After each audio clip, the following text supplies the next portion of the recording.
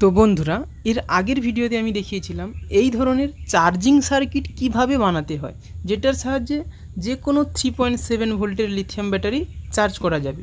তো তোমরা অনেকেই কমেন্ট করেছো এই সার্কিটটি কানেকশান কিভাবে হবে, তোমরা অনেকেই বুঝতে পারছো না।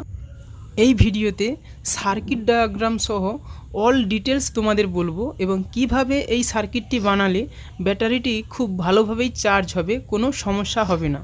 তো ভিডিওটি দেখতে থাকো।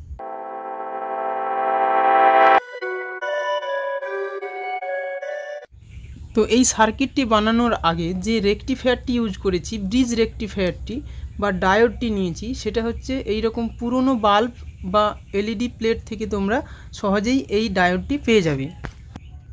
এখন দেখাবো এই ডায়োডটিকে এলইডি প্লেট থেকে কিভাবে খুব সহজে তোলা যায়। তো তার জন্য তোমরা এখানে সোল্ডারিং আয়রনের যে রডটি রয়েছে সেটার সাহায্যে গরম করেও এটাকে তুলে নিতে পারো, অথবা আরও একটি সহজ টিপস তোমাদের এখানে দেখাচ্ছি, যেটার সাহায্যেও এই ডায়োডটি খুব সহজে এই প্লেট থেকে তুলে নিতে পারবে। তো তার জন্য লাগবে এই রকম একটি মোমবাতি। এই মোমবাতিটির সাহায্যেই কিন্তু এখন আমি দেখাবো কিভাবে এই ডায়োডটিকে এলইডি প্লেট থেকে আলাদা করতে হয়।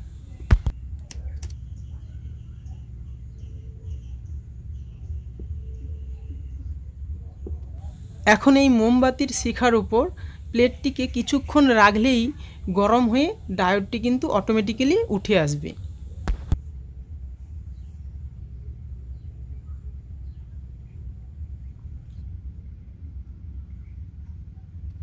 এখন এই ডায়োডটি ভালো করে লক্ষ্য করো, এর একদিকে প্লাস মাইনাস লেখা রয়েছে আর একদিকে এসি প্রান্ত, সেখানে কিছু লেখা নেই। এখন এই দুটো পয়েন্ট থেকে আমরা আউটপুট পাবো যেখানে ব্যাটারি কানেক্ট হবে। আবার এই দিকের প্রান্ত দুটি দেখো, এটা হচ্ছে এসি প্রান্ত, এখানে ইনপুট দিতে হবে। এবার দুটো 3 ভোল্টের এলইডি নিয়েছি, রেড এলইডি এবং একটি গ্রিন এলইডি। তো এলইডি দুটোকে এইভাবে কানেকশান করে নিতে হবে, যেখানে দুটো এলইডিরই পজিটিভ লেগ মিডিলে থাকবে এবং নেগেটিভ লেগ দুটো এলইডিরই নেগেটিভ লেগ দুটো বাইরের প্রান্তের দিকে থাকবে। ঠিক এইভাবে কানেকশান করে নিতে হবে। এখন এই এলইডিগুলো কিভাবে ডায়োডটির সঙ্গে বা ব্রিজ রেকটিফায়ারটির সঙ্গে কানেক্ট করতে হবে সেটাই বলছি। এবার ভালো করে লক্ষ্য করো, যেখানে রেকটিফায়ারটির বা ডায়োডটির মাইনাস লেখা রয়েছে সেখানে কিন্তু সবুজ এলইডির মাইনাস লেগটি কানেক্ট হবে এবং তার ঠিক বিপরীত দিকে রেড এলইডির মাইনাস লেগটি কানেক্ট হবে। এখন একটি 1K রেজিস্টার নিয়েছি, এই 1K রেজিস্টারটি দুটো এলইডির প্লাস লেগে কানেক্ট করব এবং আর একটি রেজিস্টারের প্রান্ত ব্রিজ রেকটিফায়ারটির পজিটিভ লেগে কানেক্ট করে দেব।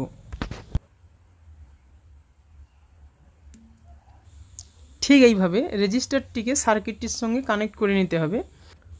এবার একটি 3500 চার্জিং সকেট নেব এবং এই চার্জিং সার্কিটটিতে 5 ভোল্ট ইনপুট দেওয়ার জন্য এই যে রেকটিফায়ারটি রয়েছে, রেকটিফায়ারের এই দুটি লেগে অর্থাৎ এসি প্রান্ত দুটিতে এই চার্জিং সকেটের প্লাস মাইনাস তার দুটো কিন্তু কানেক্ট করে নিতে হবে।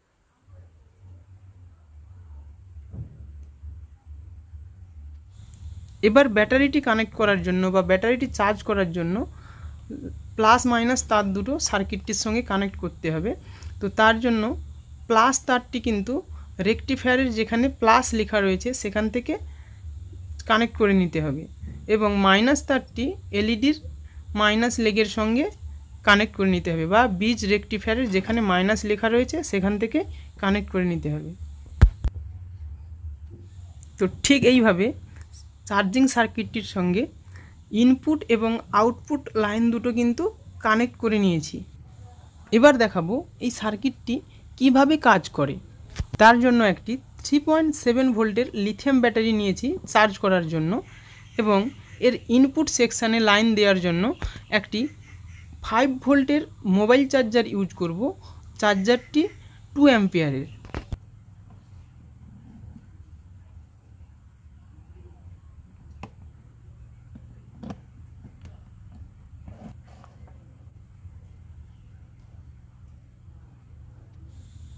দেখতে পাচ্ছ ইনপুট ভোল্টেজ দেওয়ার সঙ্গে সঙ্গেই রেড এলইডিটি জ্বলে উঠেছে আবার ইনপুট খুলে নিলে রেড এলইডিটি বন্ধ হয়ে যাচ্ছে। অর্থাৎ এখানে রেড এলইডিটি চার্জিং ইনপুট ভোল্টেজ পেলে তবেই জ্বলে উঠবে।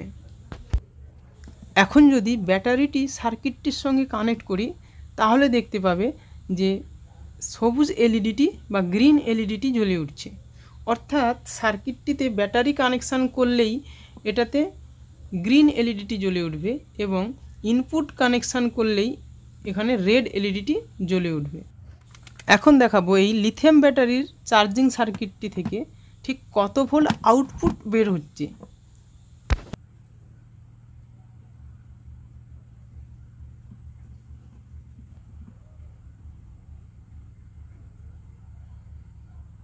দেখতে পাচ্ছ সার্কিটটি থেকে প্রায় 4.0102 ভোল্ট আউটপুট নির্গত হচ্ছে। এখন ব্যাটারির ভোল্টেজটি চেক করে নেব। দেখতে পাচ্ছ ব্যাটারিটি প্রায় ফুল চার্জের কাছাকাছি রয়েছে, 3.87 ভোল্ট রয়েছে। এবার এই ব্যাটারিটি এই চার্জিং সার্কিটটির সঙ্গে কানেক্ট করে দেব, দেখব ব্যাটারিটি আসলে চার্জ হচ্ছে কিনা।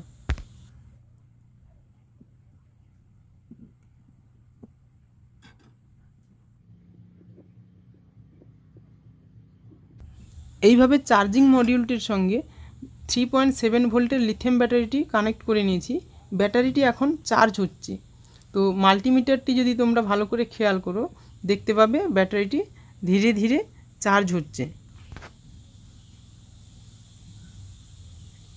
তো এইভাবে ব্যাটারিটি যদি কিছুক্ষণ চার্জিং সার্কিটটিতে লাগানো থাকে তাহলে কিন্তু ব্যাটারিটি কিছু সময়ের মধ্যে এটা ফুল চার্জ হয়ে যাবে।